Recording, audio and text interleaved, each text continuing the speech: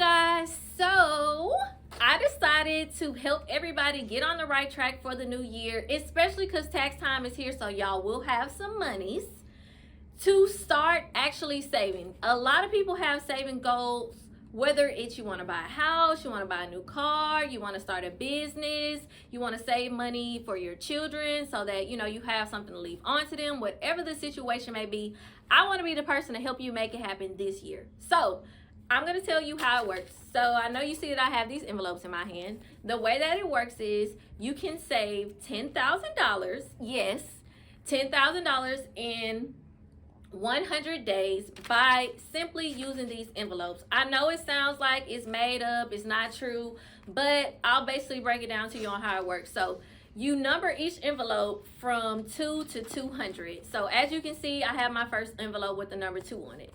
And then you keep numbering it all the way up until you get to 200. Like these, I've numbered so far to 100. Every day, and you have two options with this. If you're a cash person, you can put the cash amount into the envelope and seal it up. That way you know you won't touch it.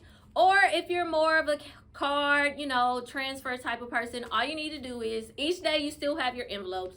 The reason you need them is because this is going to be a constant reminder. Hey, I need to transfer my money into my bank account. Or, hey, I need to put my $2 into my envelope today. So you're going to put your $2 in the envelope, seal it up. And then each day, whatever number is on this envelope, that's how much money you're going to put in the account. So in 100 days, which is 90 days and a little change, if you start right now, by the end of May, you will have saved $10,000. Okay, so now, as I said, as each day goes on, obviously you're going to have to put a higher amount. You're going to get to the 30s, 40s, 50s. Eventually, you're going to start having to put at least $100+ in per day. But pause, don't worry. Here's my suggestion to you. First and foremost, let's all remember that we spend a lot of money going out, eating out, partying, or even if you're getting your hair, nails done, all that type of stuff. And in life, you have to sacrifice. If you really want to reach your goal for whatever that may be, the main thing for you to focus on is actually sacrificing and saving that money. So if for some reason you get to your $100 day and you don't have $100 to put in, or let's say that total for that week is going to be $500. Maybe you don't have the 500, but you might have 250. So instead of doing $100 each day, you can do $50 each day, or you can do 25 or 30, whatever amount that you can actually put in closest to what's on the envelope. That is my suggestion, because in life you can't just give up and decide you're not going to do something because you don't have the full amount. With this challenge, it's all up to you. If you have half of the money, just continue to work with that until you can add on to it. Because if it's $10,000 in 100 days and you can only do half, you'll at least save $5,000 in 100 days. And then you can start the challenge over and you'll get to your 10, when you do your next 100 days. So that is my suggestion for everybody who has that question. Well, what if I don't have the money? Don't put that in your mind. You also always want to answer the question, okay, I don't have $100 today, but I have 50 or I have 25. So that is the main thing that I want you to focus on while you're doing this challenge, because we want to save our money to reach our goals. And I noticed something very big. I also am a tax preparer, and a lot of people who were my credit clients also ended up being my tax clients. And it really was not the fact that they did not make the money. They actually made the money. A lot of my clients make very decent money, which I'm very happy for them for. But somewhere there has to be a disconnect where you're mismanaging your funds as to why you don't have any money saved.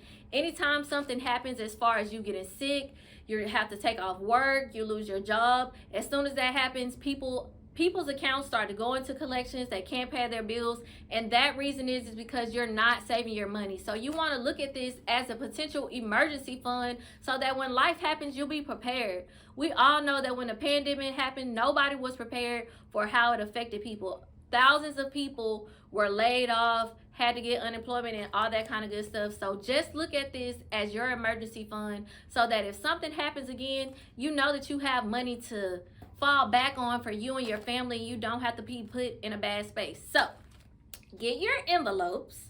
You're going to number them from 2 to 200. And then whatever amount is on that envelope each day, either you're going to put it in cash into the envelope, or you're going to transfer it from your checking account to your savings account.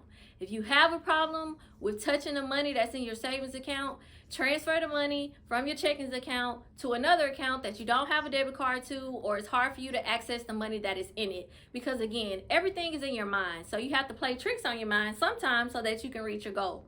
So this is just a quick synopsis of what you need to do to save $10,000 in 100 days. I hope that I explained everything to you guys pretty well. If you have any questions or concerns about the process or what you actually need to do, feel free to comment below. Also, make sure that you like and subscribe. If you want me to give more budgeting tips and information on how you can save money, build off the money that you have, just comment that too. Thank you guys for tuning in, and have a great day. Thank you again for hanging with me here at Rose Credit Repair. And don't forget, like, subscribe, comment below if you have any credit questions.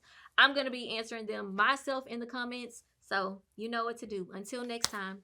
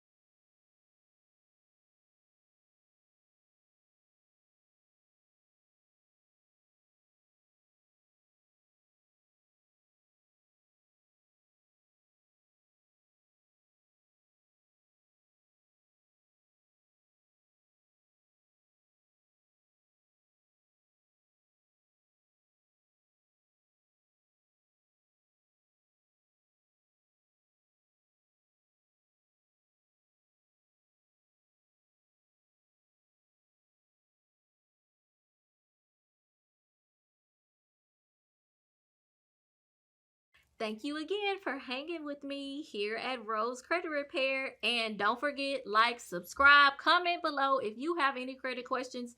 I'm going to be answering them myself in the comments. So you know what to do. Until next time.